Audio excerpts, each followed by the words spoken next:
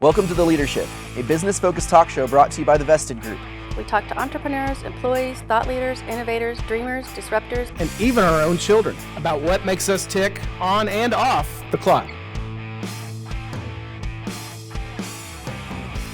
Welcome to another edition of the Leadership Podcast brought to you by the Vested Group. You can find out more about us at thevested.com. I'm here with my charming co-host, Johnny Zielinski, and we have the fortune of interviewing Brandon Fuller today. Brandon, tell us about yourself. Well, it's good to be here. That's a very open question. I think. Got anything more specific for me? How did you wind up at TVG? How about that? I mean, it was pretty random chance, really. I was just fishing around on LinkedIn, the internet, looking for a real job. And a recruiter found me. We went through the onboarding process. Obviously, I interviewed and everything, and all of that went really great. So, I mean, I felt like I was still, y'all wanted me back for a second, third interview. So I was like, this seems pretty good. I like these people. So, yeah, that was pretty much how it happened. I was working at Jimmy John's before, just slinging sandwiches. Slinging sandwiches. That's a tough market there. Yeah. So it wasn't like Jennifer, somebody that found you on LinkedIn?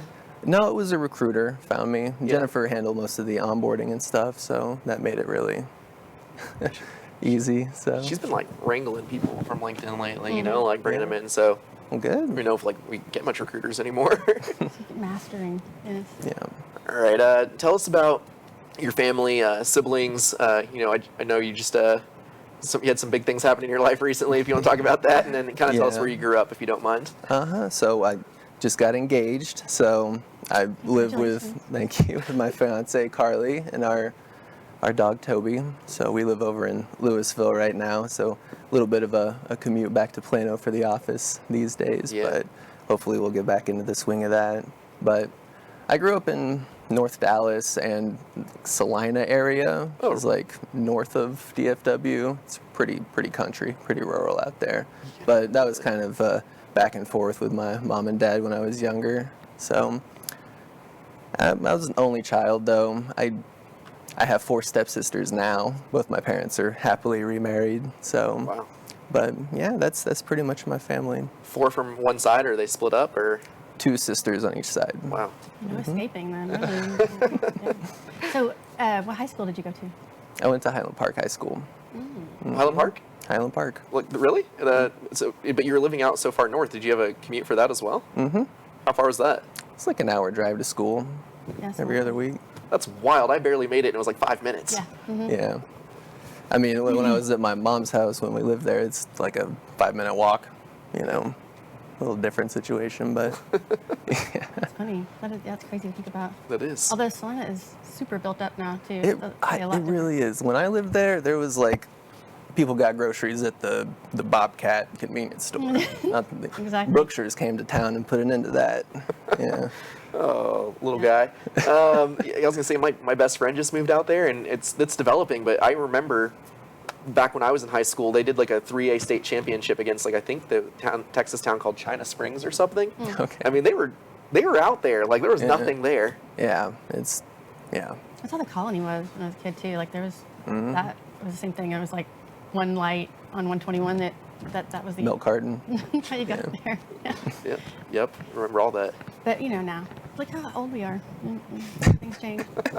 So we always like to ask the difficult questions. What would your parents say that you do for a living? Well, my parents say, I think, they've asked me this question, so I'm like, here, you can say this. I'm a developer, so I write code and do programming, and I'm a business consultant. Basically, that's the high level. If they want to, ask more questions, that's when I kind of get into the whole NetSuite conversation. It's usually have you heard of NetSuite? And then they say no, and I'm like, well, here we go, right? That's the whole. So, business software is kind of just the general term that I would use to call just NetSuite. Yeah. Yeah. So in a business setting, what do you say you do? In a business setting, if I know the person knows NetSuite, is that kind of what you're asking? No. Or just just a business setting? Elevator pitch, yeah. See, I don't have a very good elevator pitch. None of us do. That's okay. Yeah, Well, I mean, hard. Luke's is pretty good. That's why it's an elevator pitch, huh? What I do? I mean, my job title is a technical consultant, so I would say that I support, customize, and optimize NetSuite for our clients. That's good. That's really Yeah. That's a good elevator. Quick, to the point, and then I like then that. they can delve into the other stuff that we don't like to talk about, if they want to. Right. Of course. Customize and optimize, though, even if it's like alliteration in that, I think it's solid. I'm digging it. Yeah. Yeah. So why do you come to work other than to technical consult? Why do I come to work? I mean, I really love the job. I mean, not just like the people and the culture and everything and the, very nice office and all the stuff that we get to do, but I mean, just the job that we do, people come to us with problems, and for me, like as a developer writing code, it's almost like a video game, I just like go to work and log onto my computer, and I'm not quite as client facing as some of the other consultants, so some days it's just, me and some code for 8 hours. So, I mean, I enjoy that. I know that sounds terrible to some people. They're like, oh God, but that's why I continue to do it, because I think it's fun. To each their own. I think you were the first developer we've interviewed. Oh yeah. Yeah. So And describing it as a video game, that is a unique perspective. Yeah. Yeah. Good, though. You can kind of, NetSuite's a little bit like that on its own, just software, you go in and find cool stuff and configure it. yeah, So, absolutely. How long have you been at the Vesta Group? it's been 3 years and some months. Started in February 2018. And I think, didn't you win an award your first year? Yeah, Rookie of the Year in 2018. Okay, good. Yeah. So hopefully I didn't get that wrong. I was lucky starting in February, so I had some time to like actually do some stuff that year. So, It's impressive. yeah. Jimmy John's, Rookie of the Year. I know. That's a big jump. Yeah, when you first started at the Vesta Group, I started a little bit after you, and we were both on a project together. And you like designed them like a whole like invoicing system or something. And is that right? You wrote it like Yeah. custom system. He did all this amazing stuff, and he was like right out of the box, like just awesome. So totally deserving of that Rookie of the Year award. Yeah. Well, I appreciate it. Yeah, we did some cool stuff on that project. So it was very much trial by fire. Just throw them in, see if they sink or swim. Oh yeah. Look at So, you, Rookie of the Year. Yeah. Clearly floating right up to the top. Okay, so maybe you always wanted to be the technical developer, but did you have a different goal when you were a kid? What Yeah, did I you can imagine 12-year-old me giving the elevator pitch for NetSuite. Like that's my goal. No, probably depending on the age bracket. Pokemon trainer, Super Saiyan. Yeah. I think I wanted to be a politician for a while. Wow, a little bit of a jump there. That was my Yeah. major in college, was political science. do? Really? Yeah, that was a mistake, Wow. believe it or not. But yeah, that's really, I didn't really think about it too much. Like, had a few existential crises throughout my childhood over these things. First I had to figure out Pokemon aren't real, can't go Super Saiyan. So, You can't go Super But Saiyan you with that still- attitude. You play video games for a living right now, right? Exactly, I mean, exactly. How did you learn to program then if you have a degree in political science? Those don't seem... So yeah, the degree in political science led to the Jimmy John's job, which was actually right across the street from SMU, where I took a full stack development certification course. So that was where I kind of got my legs for coding there, which I think it all worked out. It was a pretty good investment. So yeah. You told me that story when we first met, and it's still to this day just like it's Yeah. just so interesting, That's right? crazy. Yeah. So what's your favorite workplace tradition? I really like the lights and ringing the gong when we get a new logo. Maybe part of that's because I think I'm a little more disconnected from that part, so I don't really have as much control over that. So it's kind of neat when I get to see other people, do that. And also, last year when it was like we were right there on the edge? So, I mean, that's exciting, a little bit. I know you don't want to be in that position, but, being right there at the end and getting all those logos that we set out to get, that was a really good achievement that felt really cool to do. So, and it's, it's something that everybody's attention goes over there whenever it happens. So it's a cool little thing. Definitely. That is Yeah. fun. For those of you watching, he's talking about when we sign a deal with someone who has never had NetSuite before, call that a new logo, and we turn lights on in our office to signify that we've signed someone new. And then somebody will ring a gong without any warning and give most of us what I like to call mini heart attacks for a quiet consulting office. It's Yes. terrifying, but great. What a great tradition. Yeah, it's fun. It's fun. The mini heart attack tradition. Yep. Yeah. Yep. So, what do you wish that people knew about you, either, I guess, in business or outside of work?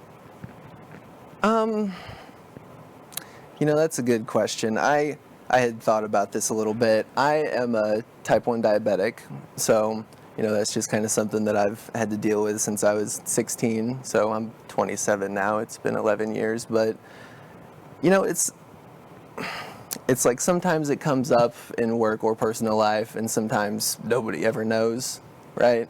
I mean, I've got like some little devices that'll beep every now and then, so instead of having to explain to somebody, hey, sorry, I'm beeping because of this, like, it'd be nice if they just kind of knew and were like, yeah. I mean, usually people don't say, hey, what's beeping, but I don't know. It's, that's something that it would be nice to just be able to forego the conversation. For me, I'm very much an introvert, so I don't really want to like have that conversation too often. So, yeah, I mean. Pretty fair. Yeah. That seems reasonable. Yeah, Absolutely. So wait, I have to ask too. What type of dog do you have? He's a lab mix. Yep.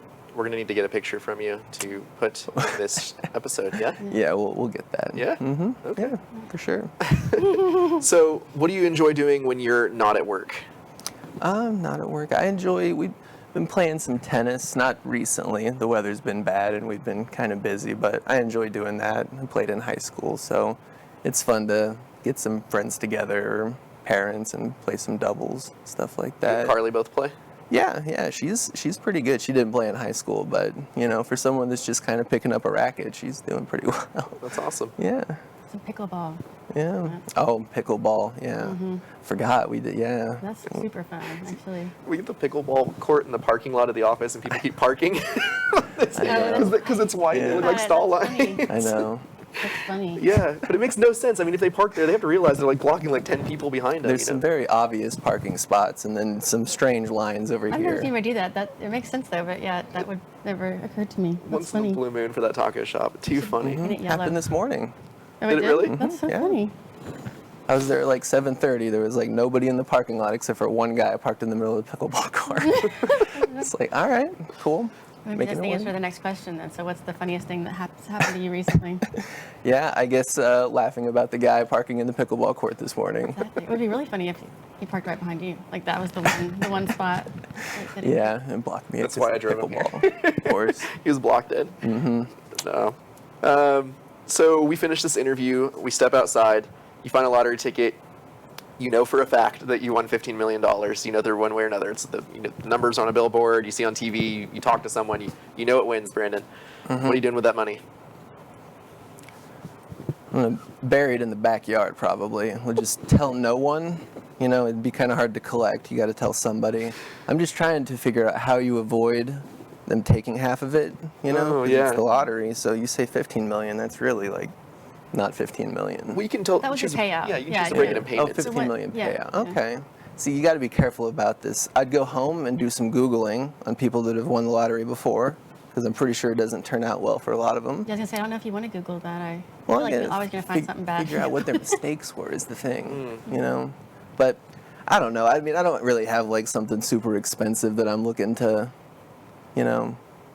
do or buy. We'd probably go on a trip to Switzerland. That's probably one thing that we would do. Good one. You know, It's like the ultimate be like- introvert answer. I'm gonna bury it in a hole in the Buried backyard. in a hole so nobody can ever find it. Yeah. No, I mean that's probably what I do. I'd take some PTO and go on a trip. Yeah. You have unlimited PTO, so I don't know that the Yeah, money's it's holding like you back. the lottery ticket fills in that. Fills in little that. gap. Yeah.